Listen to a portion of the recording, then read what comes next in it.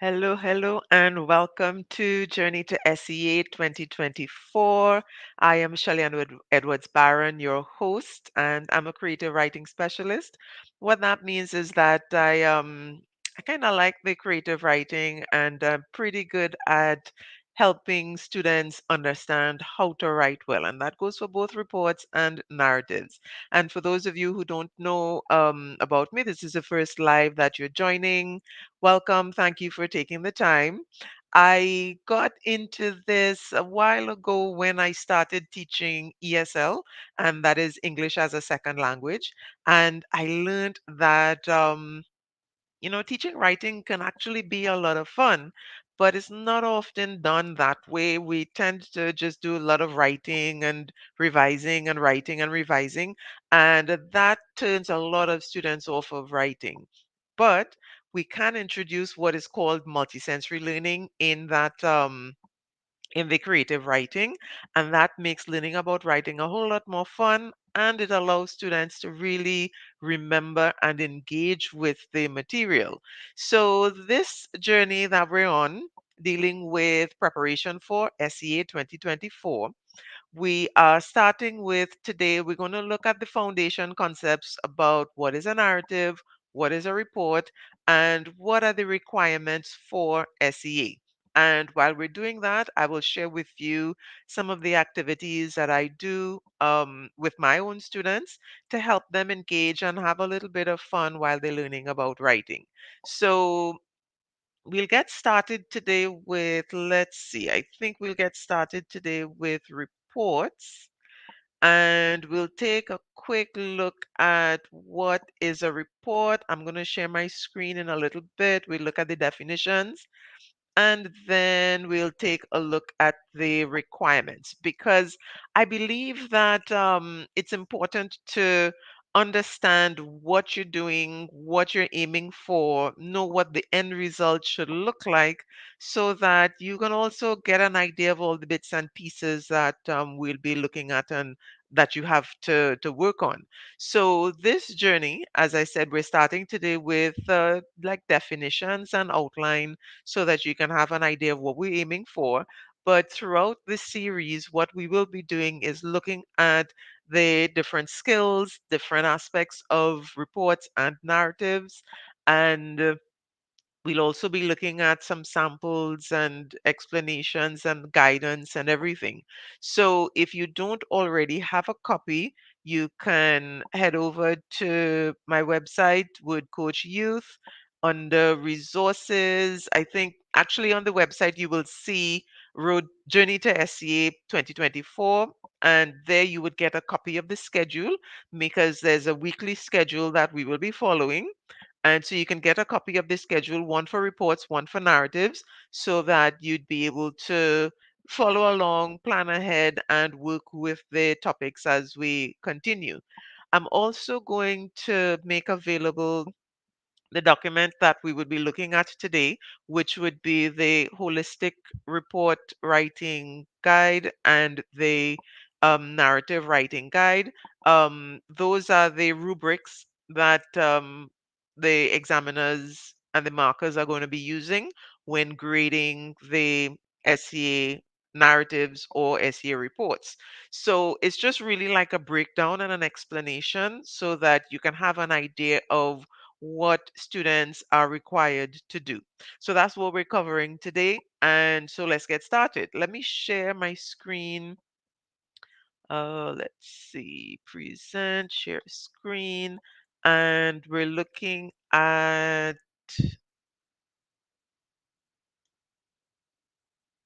day 3. Okay. I did not download it. I probably should have downloaded it. But I'll read it out for you and then I'll share the screen in a little bit. So we're starting with reports, and the definition is a concise written account of something you witnessed, investigated, heard, or did. So those are 4 aspects of it.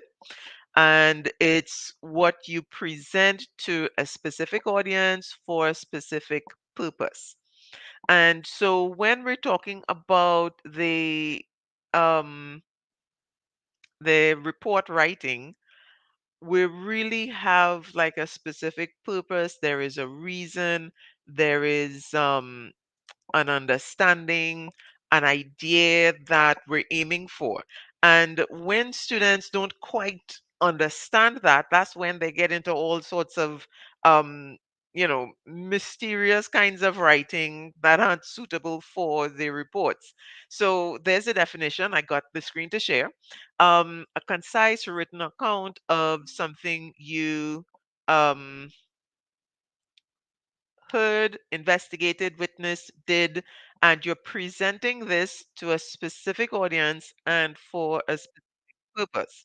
And what the purpose is usually going to be is the person who is receiving the report, they either need the information to take action or to make a decision. So let's see. Let's think about if you're writing a report on an event and you're presenting this report to, let's say, the principal, what what do you think that purpose can be? So let's say we're writing a report on a Christmas concert, and that event, the principal wants to know about the event from your perspective. So you're writing a report either as a participant or someone who had an observation. You were there observing the concert. So whichever way you take, you're writing this report to the principal. Now, what possible purpose could the principal have for this? Now, understanding that purpose helps students understand what kind of details they will need to include, and how they should present the information. Yes, we know it's formal. Yes, we know that we want to use the kind of vocabulary that, is subjective and that type of thing. But that little extra understanding of purpose makes a difference. So, what's the purpose? Either to take action or make a decision. So, um, maybe it would help the principal know how the concert went, if it was received positively. Maybe the decision would be, are we going to do this again next year? Are we going to include the order of the program in the same way as we did the first time we did it, or are we going to continue this? So that kind of information is really what it is in terms of purpose. And let's say we're looking at purpose in an incident report. Somebody did something, let's say they spray painted a wall at the school. Then what's the decision? Who are the perpetrators, what exactly they did. And so that's what the principal would want you to know, right? Who did it, what exactly was done.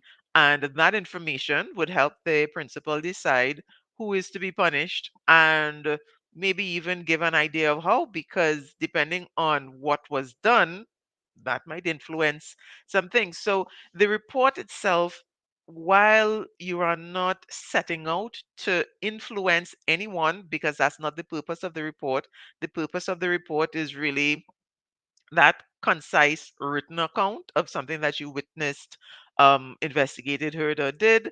And you know that the person receiving the report is either going to make a decision or take some action. And your job is just really to present that objective view. So when students understand that, and they understand, well, okay, I am giving my objective view, and perhaps let's add that in. What we're looking at, provide an objective account for the person who's receiving the report to make a decision, etc. So we're adding in that because we really want students to be absolutely clear. And as parents and teachers working with students, it's important that they're absolutely clear on what it is they're aiming for. So adding in that word objective, and then of course you'll explain what objective means, and that's part of the process of getting students to understand what they're required to do. So we have this idea, and notice I have a photo of a judge, because one of the things that I guide students with in terms of helping them understand um, what to, how to approach report writing, is that I tell students to create a reader in their minds. So in many cases, the essay prompts would say, write a report to your teacher, write a report to the principal, the vice principal. They give you an idea of who you're writing the report to. Now, ideally, you want to encourage students to create that sort of persona, whoever their reader is, in their minds, so that they know, this person reading it, they don't want to hear your opinion. They don't want to get any adjectives and, descriptive words and all those things. That's not important for them to make a decision. And that's not going to be an objective account. So that kind of understanding, like I said, really helps students start that whole conversation about, is this appropriate language that I'm using? Am I, presenting the right kinds of details?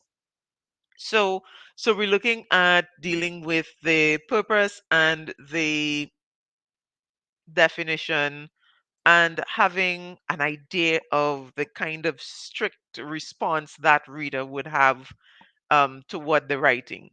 And even when they might make mistakes or they might include the language, I ask the students, would the judge, appreciate that description? Is that going to help them? Is your principal the type of person who wants to hear all of these details and so on? For, remember, you're trying to be objective. And so we have that conversation constantly so students can get familiar and comfortable with the whole idea of report writing. And then the next thing we would want to do is to discuss the guidelines and explain to students what they really are aiming for. So most students would have the idea, as you continue and what is done at school, students will have the idea that a report has to be objective. They will have the idea that a report has to have, certain components, but do they understand exactly what that means? Telling them once or twice is not enough. And usually, like I said, this is the beginning of this whole series. So at the beginning, we share this information. And if you have a copy of the schedule, you will see that we revisit this from time to time, because it's important that students are absolutely clear and they're reminded of what their requirements are and what they're aiming for. So let's take a quick look at that, the grading, and we will go through that. Let's see, window would be there. Nice.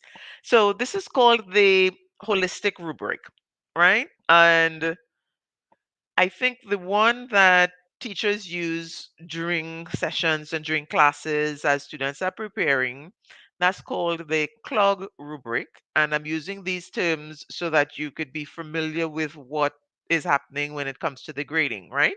So clog stands for, C is for content, L is for language, O is for organization, and G is for grammar. Now that allows teachers to identify areas where students are strong, where they're weak, how they can, where needs to get a little more attention and focus. The holistic rubric, on the other hand, uses that same understanding, but rather than identifying separate points, the rubric looks at the report as a whole. And that's why it's called the holistic rubric. And notice the grading. We have exemplary, we have proficient, we have progressing, emerging, making an attempt. And of course, you would also recognize that even though the SEA creative writing is graded out of 20, we're seeing 9 to 10 here. What does that mean? It means that there are two examiners who are going to independently mark the essay, and in this case, it's a report. So they're going to independently mark it, and then the grade is going to be a combination of those two. So if one examiner gives the student a 9 and the other one gives them a 10, then the student will have 19 out of 20.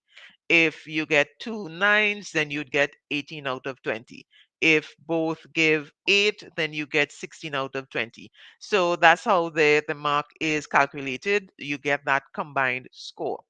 And so it's not just, one person, writing what they think. There is a process, and we understand that writing can be a bit subjective. And I know some people are concerned about the whole grading process. There is a very structured grading process that allows for review and making sure that students are graded the way they present.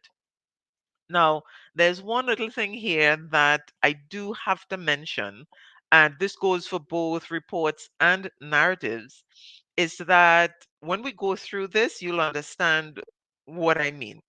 Um, if a student is writing at their age level and they are doing what they are supposed to do at that age level, they're likely to be considered proficient. They have to be writing above that level to be considered exemplary. So most people are aiming for that 1920, 20 out of 20 for the SEA. Then what you're really aiming for is an above average student.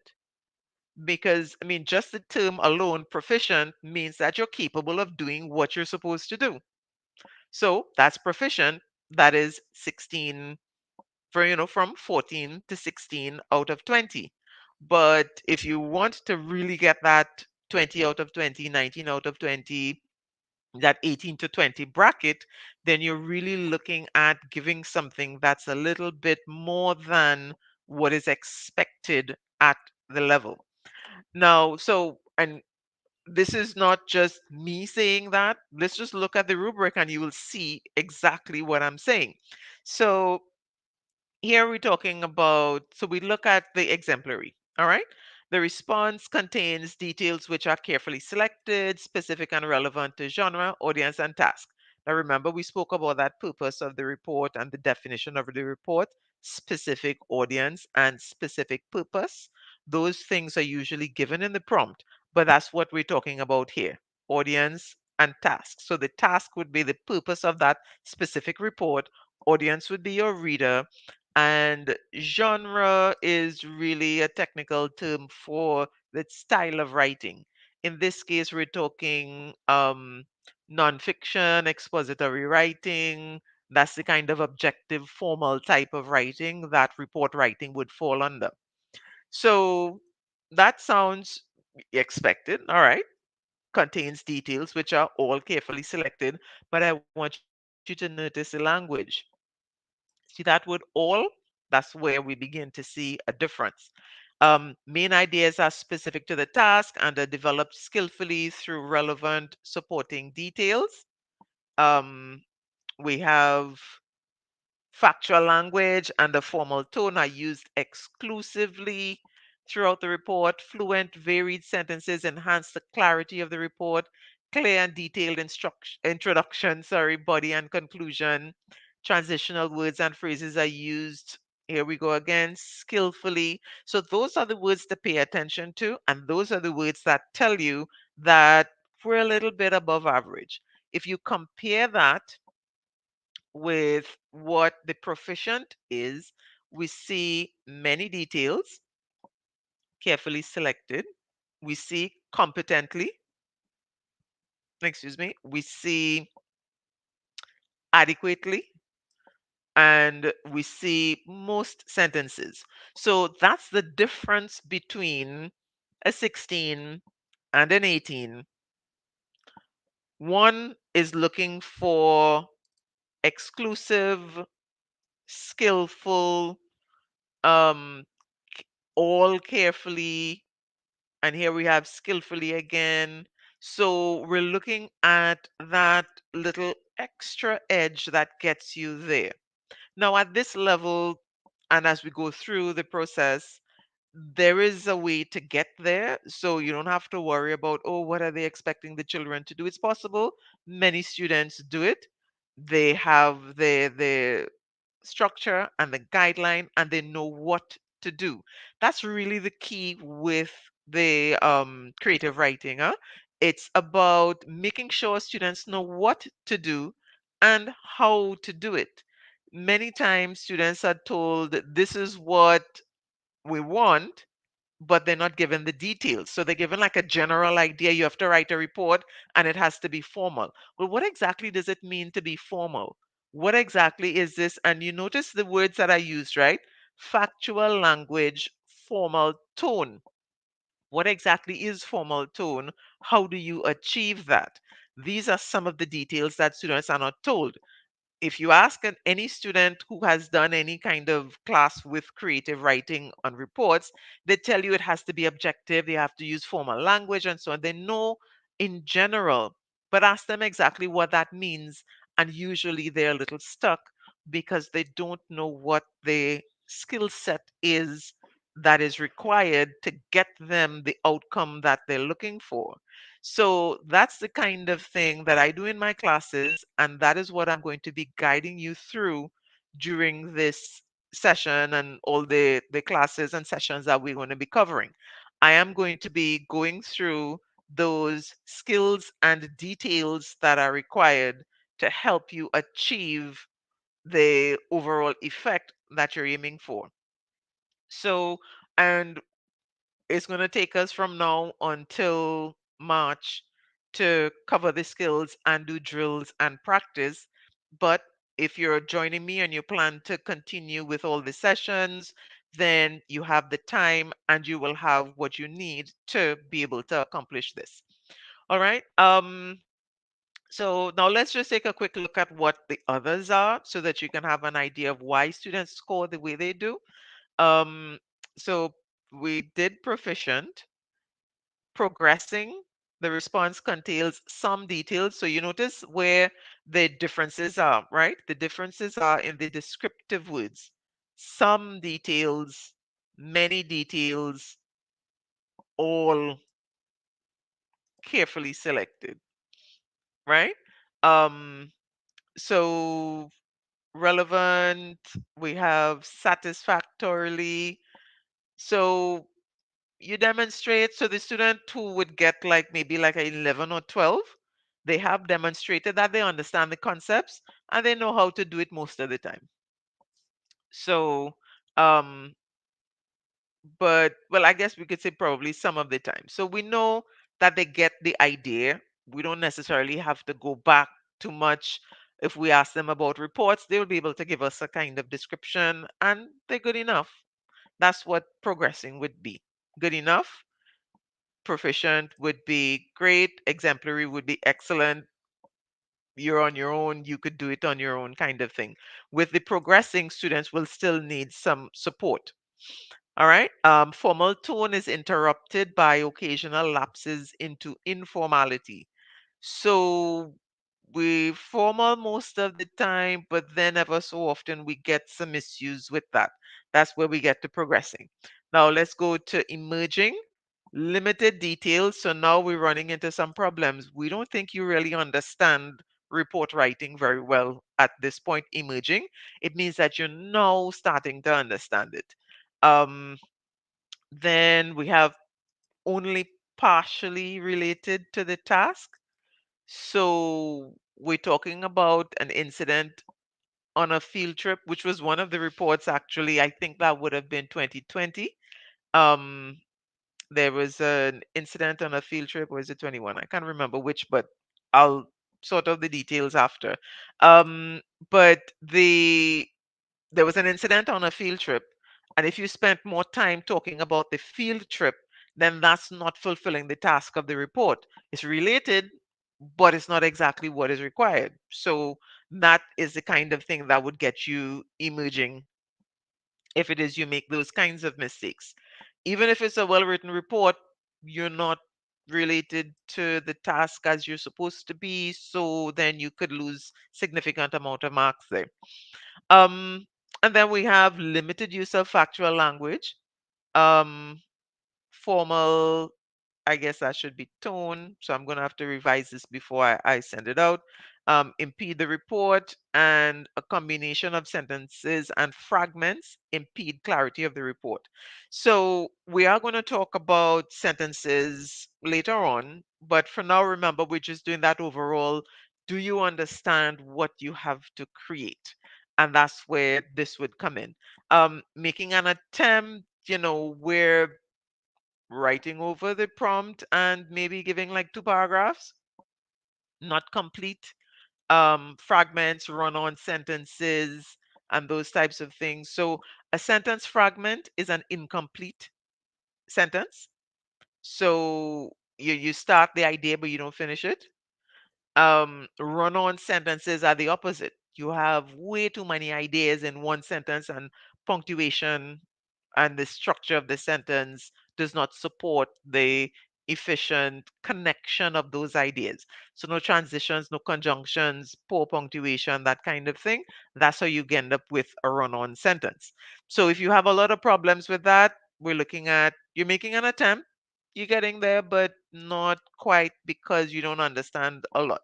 Emerging, we see that you understand the concepts now, but you don't have the skill to really pull it off properly. Progressing, you understand and you're developing the skill, but you can still tweak that a little bit and show that you are completely proficient, which is where you would get that, 14 to 16. And then the exemplary would be where not only do you understand what to do, but you're really good at getting it done. And that's where we're aiming for. So, the bulk of the time that we will be spending together on a Tuesday would be helping you understand what is required and some tips and strategies that you could use with your child as you develop their writing skills. And we're starting now, not because I believe that, okay, starting in standard 4 is the best idea. I actually think starting at standard 3 is where you should begin working with students with writing in general, but for different things. All right. So we're not going to be doing this in standard 3, but we would be laying the foundation for this. So looking more closely at transitions, looking more closely at paragraphing and vocabulary, those are the things that really strengthen the foundation for the report writing. And those are the things that I believe standard 3 students should be focusing on. And of course, building on the grammar and everything that you did in standard 2 and standard 1. So there is a progression and it's all required. So our purpose now and our focus would be developing those extra skills that deal specifically with writing. But of course, you can't write without the grammar and the structure and the foundation.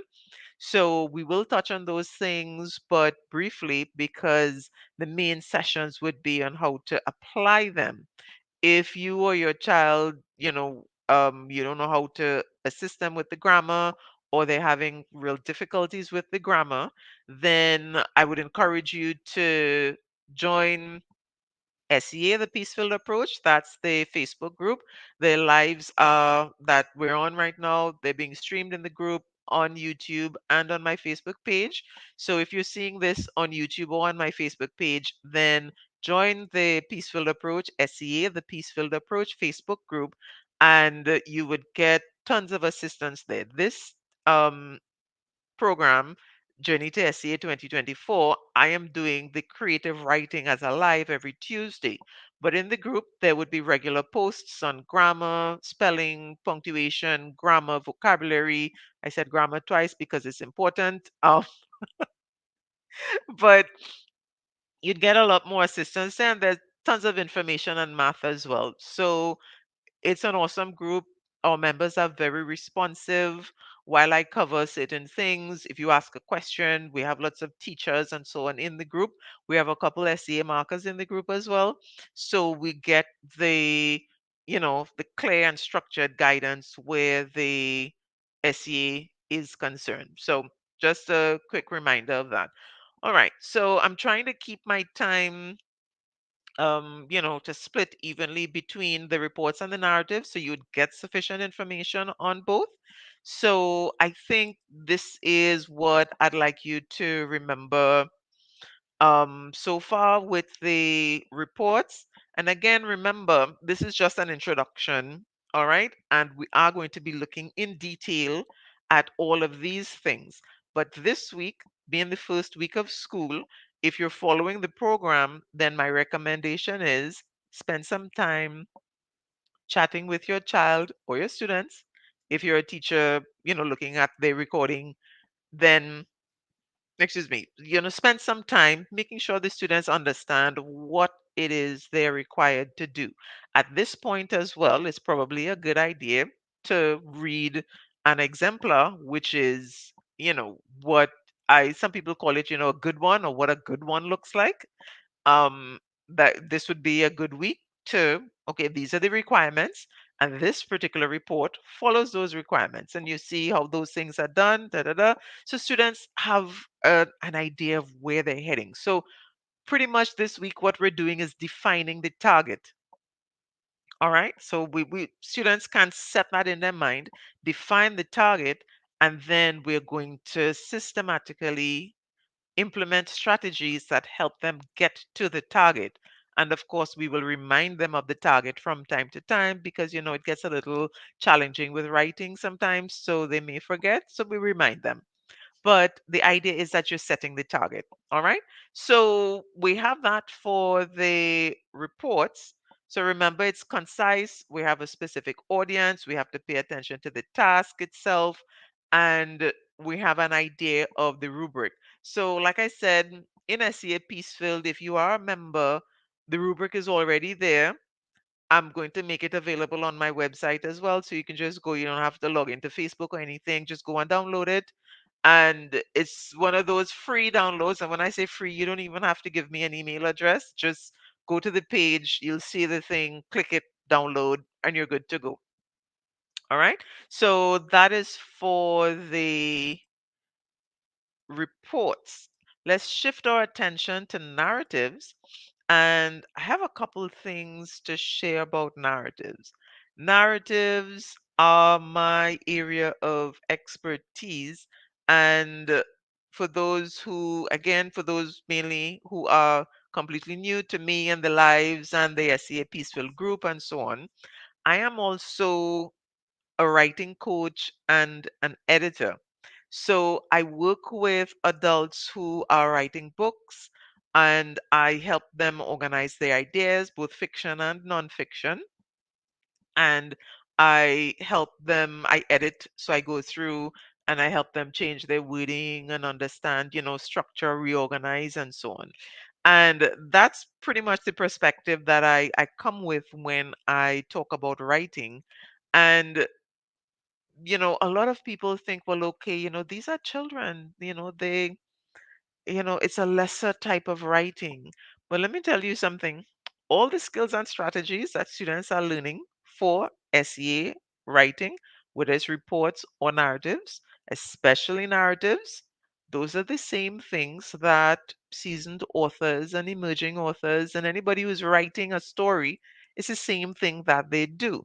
What makes the difference between a novel or a short story and the essay style narrative is the length. And depending on the length of the story, you have to do the same things, but in the longer story, you have more time to develop. In the shorter story, you have to do it quickly and in a specific way. So let's go to a definition of the narrative writing. And I get excited. I'm gonna try not to not to spend too long on this, I love writing and I love teaching writing, and I feel like these types of details aren't shared enough. So I'm really happy for those of you who are on the live, taking the time out of your day. I mean, 11 to 12, it's a kind of odd time, but it's the time I have free because I have classes later and I have editing projects and that type of thing as well. So, but of course, those of you who are looking at the recording, thank you so much. This is the kind of information that is going to help you, help your child or your students get to the exemplary level. Why? Because then you understand the requirements in a different way and you'd be able to give them the details moving forward. So let's look at the definition and I'll go through it. I think there are about 3 slides out of this that I'm going to be sharing today. This is a presentation that I put together. I'm putting together a package where students can, you can get the textbooks. I'm completing my textbooks.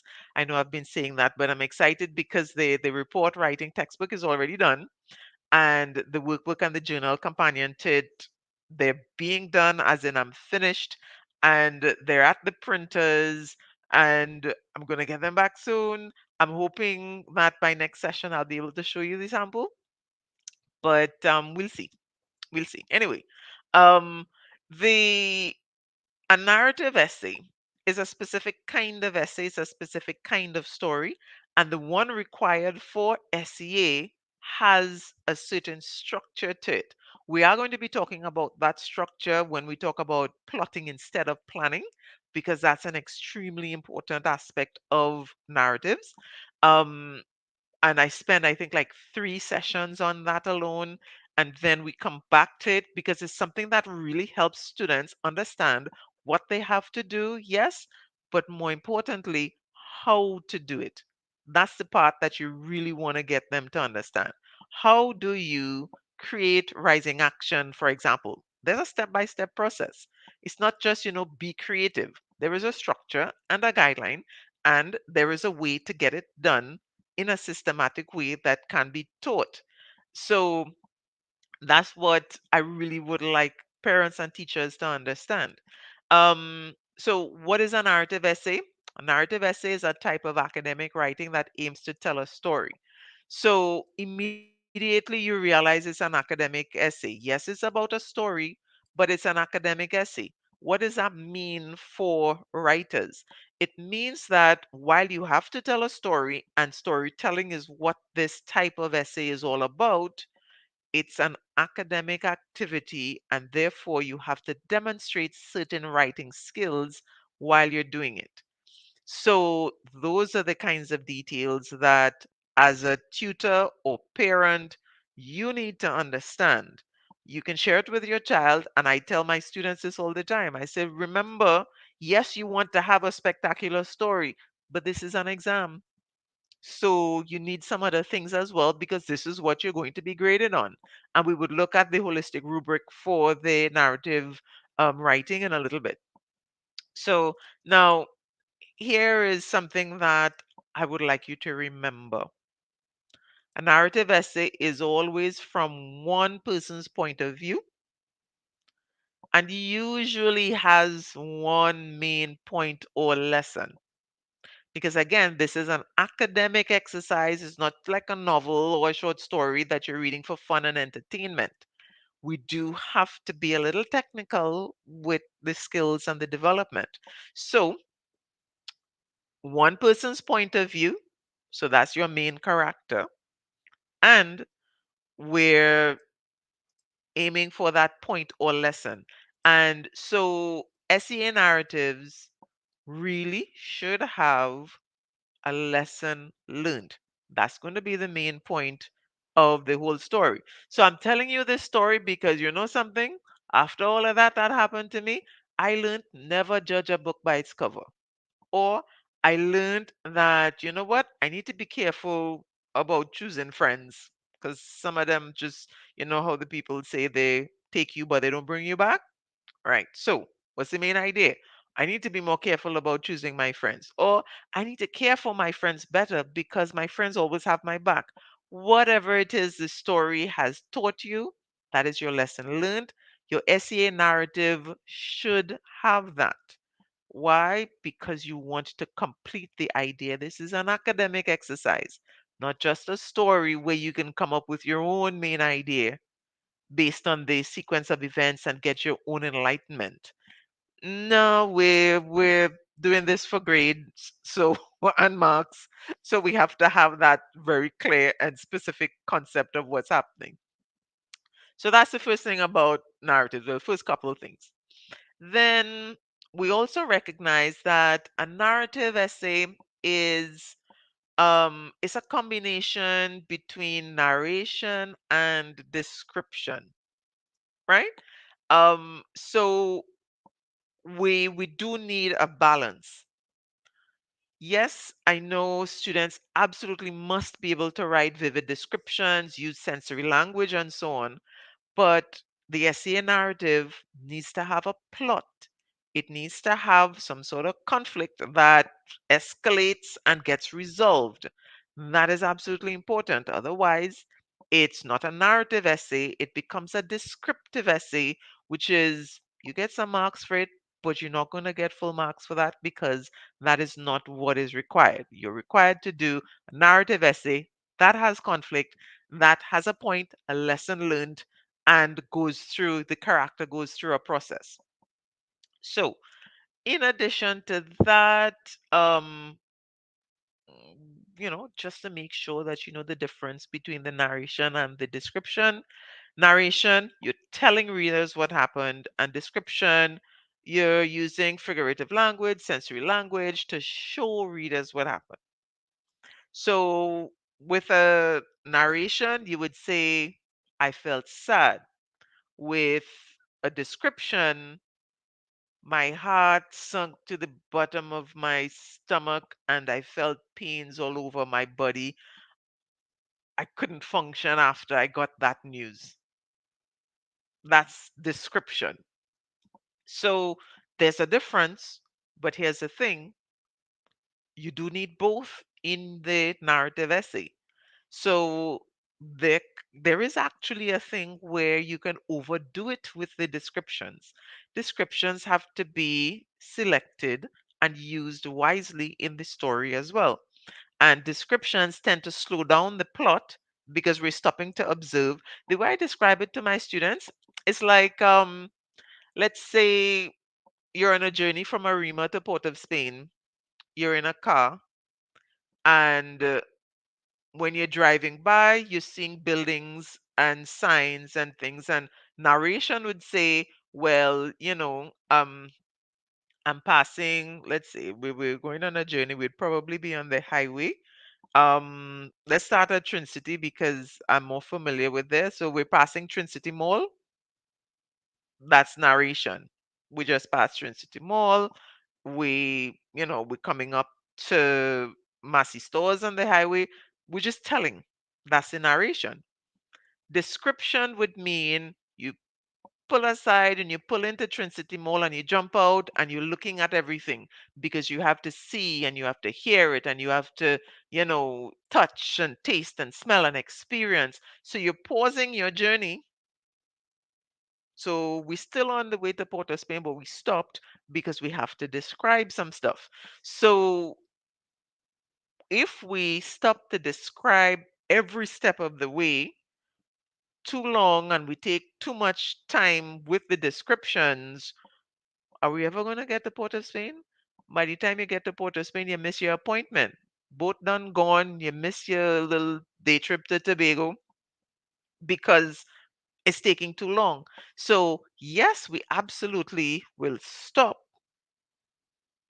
but how we stop, when we stop, and what we do when we stop has to be strategic because, again, remember, this is an academic activity and we're working with precision to accomplish something within a specific time. So, this is the kind of thing I go through this with my students over and over and over because it is the foundation and it helps them organize and process and manage themselves when they write. All right. Let's see. I'm going to skip this bit in terms of the formality, and then one quick thing again about narrative writing before we look at the rubric. And that's the idea that a narrative for SEA is flash fiction. And you can write that down and take a look at what flash fiction is, because in my time teaching SEA style narratives, I kept, like trying to figure out how do I get students to really write what they need to write, a complete story in 50 minutes. So I came up with two things. One, I have a very detailed structure. I call it the 12-point plot development. And that's what I teach my students. I make them memorize it. We do that in the first term of narrative writing. So the students who are joining my program, we're starting Thursday. I have two sessions. They would be starting with the understanding of what exactly is a narrative. So I'm going to go through all of this in detail with them, give them examples, and we'll have that discussion. And then we'll be looking at plot, very detailed plot, and I will give them a step by step structure to follow that plot, because that's how they accomplish what they need to accomplish within the time. But even before that, and this is something I also discussed with the students early on, they have to understand that they're not just writing any old story, they're not just writing a story, they are writing something called flash fiction. And what that means is that this story is a micro story. And we don't have time to stop at every point of the destination to really go into description and to understand all the thoughts and ideas of all the characters. We don't have time for that or space for that in the story we have to write. We have to do it quickly, and things have to happen systematically.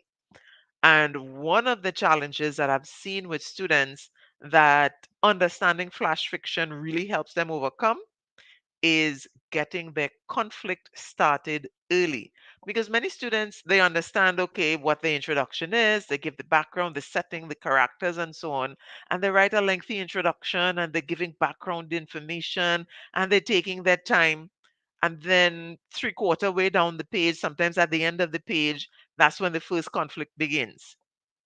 If that happens, they're not going to have time to properly develop that conflict, bring it to a resolution, and end it effectively. They've taken too long at the beginning. Why? Because they're thinking of their story as just a story. But they can't think of their story as just a story. They really need to think of their story as a flash fiction. I have to get to it quickly, because the main part of the story and the exciting part of the story is the rising action and the climax. So we want to get to that as quickly as possible. But there's a way to do it. Simply telling them is not enough. We have to show them step by step and systematically how to get that done. And it begins with an understanding of flash fiction as the type of story that they would be writing. So that's the kind of thing that definitely you want to make sure that students understand. Yes, I know you're writing a story and you might be really good at writing stories. I have met some students, there are three of them, that now that I've adjusted my schedule and I'm, freeing up a little bit of time to do some more editing work and so on, there are three students that I'm going to go back to and encourage their parents to get these students published, because some students write some amazing stories. But guess what? Even those amazing stories might not score well for SEA, because they might not finish and they might not complete the concept of that flash fiction, because their stories are longer. So they might write, if you give them a few days to write beautiful, beautiful stories, wonderful writing, but give them 50 minutes, you get introduction only, because they're not thinking flash fiction. Flash fiction, your introduction should be, I know these are arbitrary figures, don't quote me on this, It depends on the story and what you're working on. But I recommend by the time you get to the second paragraph or like halfway down the page, you should have already introduced your conflict. But we're going to be talking a lot more about that as we continue with the development of narrative writing in this series. But that is definitely something. So look it up. What is flash fiction? There are different types of flash fiction because we're in an academic context and we're dealing with children. We want to stay clear of certain things, but definitely we're not just writing an essay. This is an academic thing, and examiners are looking for specific qualities and elements.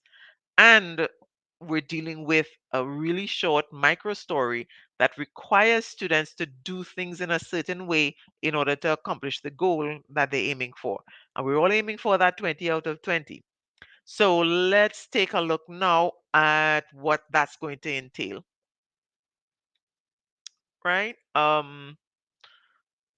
Let's see. Let me bring up the rubric for.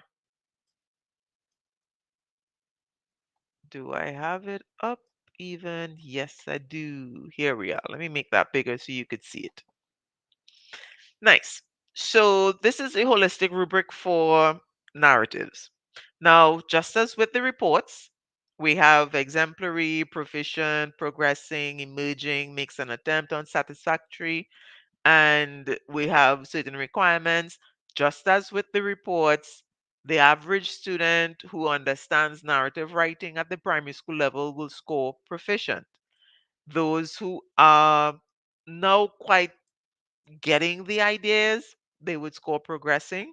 Those who know what they're about, practice their skills, and develop their skills thoroughly would get exemplary.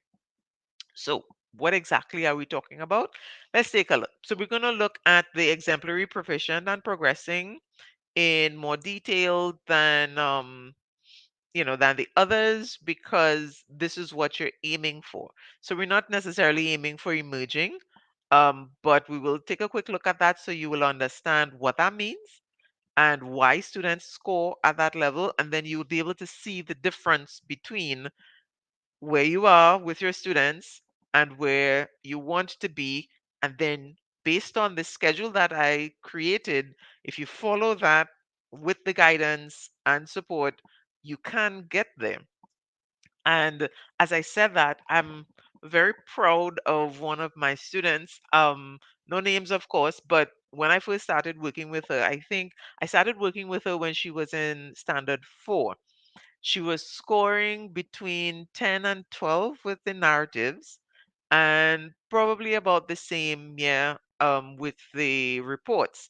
And because of that, her teachers were very concerned about, what she would score and how she would place, and they didn't like her math score either. And they insisted that they keep her down in standard 4 because she's missing foundation, etc. She's always been scoring like this, and so on and so on. So her mom came to me and said, listen, she's developing. I'm seeing the development in her writing, but the teachers are saying she's not scoring effectively at this point, and they don't think she's going to make it for the SEA. So I told the mom, I said, but she's developing the foundation. She is developing the foundation and she's understanding the concepts. She needs practice, and we're taking it step by step. So yes, the teachers are concerned and they have their points, but you are working with her and I am working with her consistently, so she is going to get there.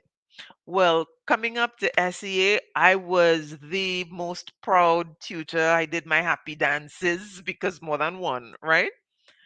Going into SEA, her report writing um score on the practice test, the last one she did just before SCA, was 20 out of 20.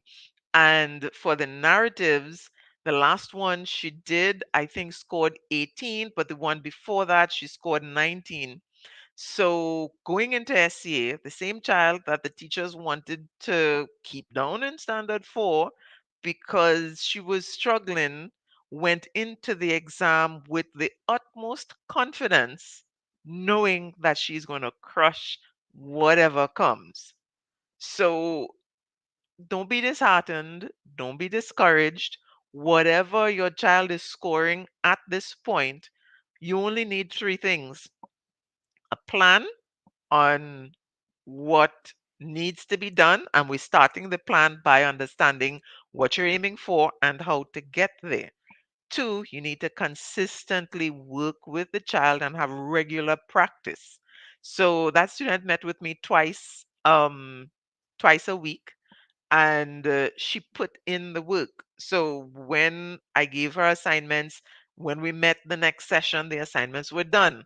And she was doing the practice in school, and we would go through what she did in school, and I would give her tips and pointers. Okay, work on this, work on that. And she did it. And listen, I'm so proud of that young lady. She's going to go far with that attitude of, I'm aiming for something, so I'll get it. So that's all you really need. So those two things. And three, you need to love your child, because her mom, I love her. She made sure that, she didn't like cut out all of this and, put aside these things and stop everything. There was some time for, they went to church regularly. They had activities and appointments. She had her cell phone, she had her tablet, but everything was structured. And, there was a time for everything. So there was a time for work and then a time for play and relaxation. And that young lady never doubted once whether her mother cared for her, because we kept working and we loved, we did our thing, and the mom would always check in, and I'm seeing that she's developing, and so we had that kind of rapport happening.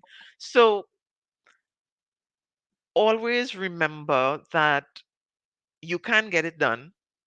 There's more than enough time to get it done, but you have to work at it consistently.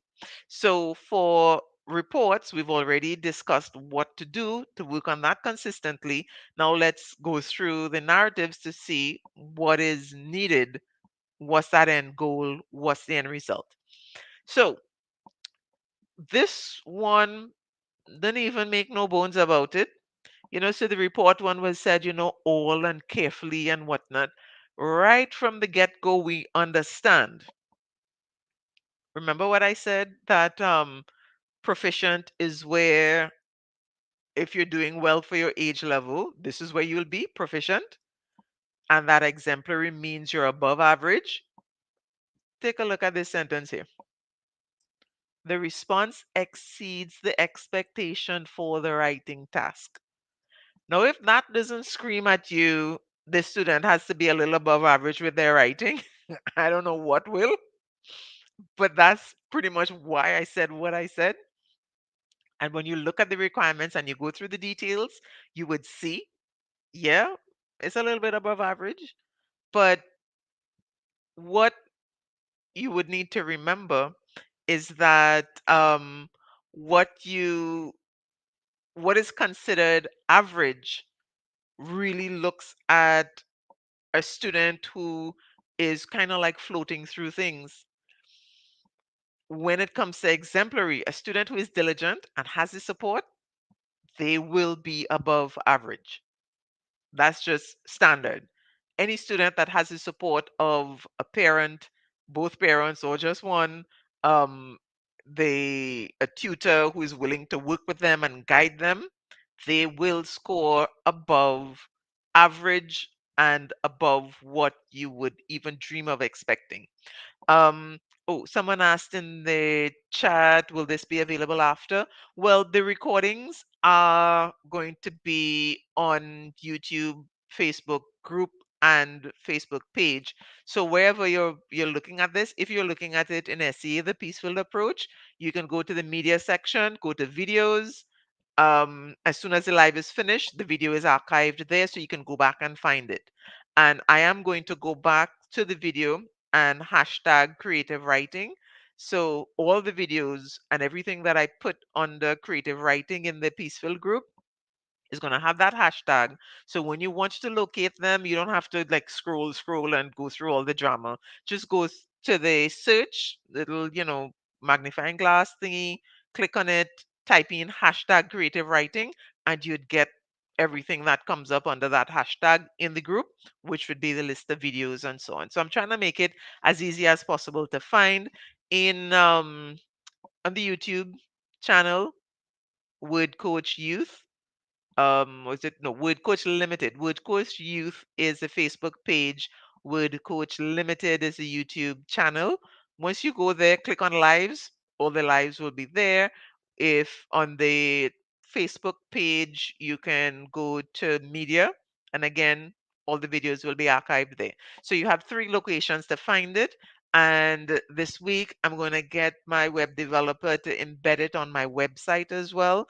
So you can by next week you'd be able to go to the website and get all the videos in one place without having to sift through anything at all. So we're working on making it as accessible as possible because I I guess you would see by now I'm kind of passionate about teaching writing, and I really believe it really can be a lot more fun than it is and still accomplish what students are aiming for. You don't have to be stuck and in this boring class, and you're writing and you're reading and you're rewriting and you don't know what miss is trying to get you to say or what sir is explaining. You can have fun. I mean, there are some teachers that really go above and beyond when it comes to teaching creative writing. So I'm not saying that the fault is it the teacher. I'm just saying that some students really do need a little bit extra and something interactive in order to really assimilate and do those things. So that particular student, we did experiments for the reports, we did the experiments for the narrative. I do experiments and play games and stuff in my classes. Um so we did all those things in the beginning when she was just getting started and getting the understanding. So she developed an appreciation for the writing. So when it came to the end and when we were doing drills, writing a report and a narrative every week, when it came to that, no more games here, no more, fancy experiments here. When it came to that point, she was able to do it and she felt calm and free doing it. And she called me after the exam. She said, Miss, and you just love the little voices, right? She said, Miss, going into the exam, I knew I was going to do good. She was just so confident and comfortable going into the exam, not worried or stressed at all because we laid the foundation. So that's really what I want you to understand, this week. Start laying the foundation. Make sure students know, yes, this is an important part of the exam. The whole exam is important. It's SEA. But it doesn't have to be as stressful. I mean, I keep mentioning SEA, the peaceful approach. So you know where my philosophy comes from. Members of the group, you will understand if you've seen me in the group sharing things before. SEA does not have to be stressful. The creative writing component does not have to be stressful. So, um, I'm watching the time, and yeah, remember I told you I get excited, and I hope I'm not rambling, but I really want you, parents and tutors working with students moving toward SCA, to understand systematic approach. And you already have the schedule. If you don't, head to the website, head to Peacefield, get a copy of the schedule. I'm going to put up these rubrics. They're already in Peaceful. I'll put them up on the website so you will be able to find them and get started. Now, of course, if you are looking for a class, I do have two classes that I'm opening up for SEA students, those who are doing SEA 2024. I'm only opening two classes because, like I said, I'm reducing my workload so that I could spend more time doing these kinds of things and helping everybody. But of course, I know some parents aren't inclined to teaching the writing and they'd much prefer, an expert dealing with it. I have room in my classes still. They're starting Thursday. Um, I didn't check the numbers the last time, but I don't think I had too many registrations. I really was of two minds whether or not to even open classes. Last week I said yes, I opened and I started advertising, but um I give a lot of energy to the students and a lot of personal time, even when we're working with a group. My classes are no more than 8 students. So I really wanted to spend some time creating the other resources this term. So that's why I'm only doing 2 classes. And I decided today that I need to do something for the standard 3 students. I know there are some parents who have standard 3 students and they really want to get a head start and they don't know what to do. So I have a program for standard 3 students and it's wrapping up. I've decided to modify it a little bit and open that class as well. So I'll share the details in the group and on the page and everything. So check with Coach Youth on Facebook. That's my Facebook page. Check in SCA Peaceful. As soon as the live is finished, I'm going to share that information. Let me just quickly get back to this and then I'll wrap up. I promise next session I'm going to stick within the hour and I'll start precisely at 11 o'clock. Um, so that we'd keep the time. It's important to keep the time. But like I said, I'm really passionate about this and I get excited. And unless I have like a big clock counting down for me, which I kind of do, but it's small. So I tend to, go over just a little bit. So, all right. So we're exceeding the expectations. And then they do explain how to do that. So setting is effectively developed with both time and place vividly established. So there are 3 components to that. Characters are skillfully developed. See those words again? Effectively, skillfully. Um, Here we go to skillful again. So those words make a difference. So characters now we're looking at physical descriptions, actions, and notice it didn't say or, it said and dialogue. You have to have all 3. We have expertly developed plot, which is a big deal when it comes to that flash fiction, really short academic style narrative thing. And then we have vivid description and figurative language.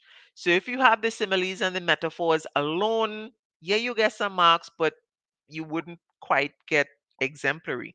You do need that vivid description and sensory details to really, really get that description going.